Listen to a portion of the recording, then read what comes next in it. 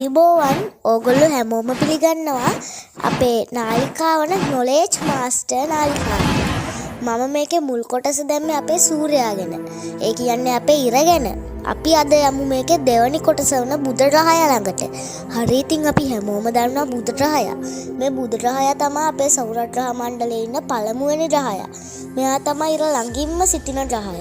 එයා තමයි අපේ සෞරග්‍රහ මණ්ඩලයේ කුඩාම ග්‍රහ ලෝකෙ. ඊළඟට යන්නේ සිකුරු.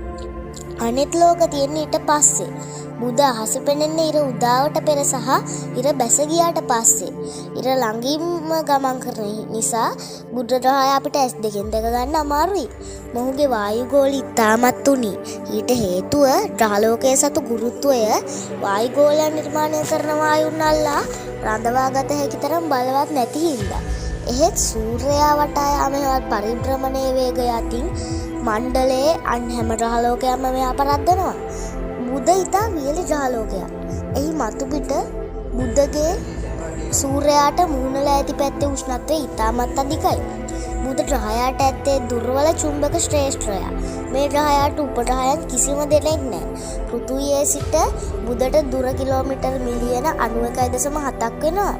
බුධගේ විශ්කම්භය කිලෝමීටර් 4875ක් වෙනවා. මේ චන්ද්‍රයාගේ විශ්කම්භයට සමාන විශ්කම්භයක්ද දක්වනවා. භ්‍රමණ කාලය දින 58.6ක් වන අතර කක්ෂීය කාලය දින 88කි.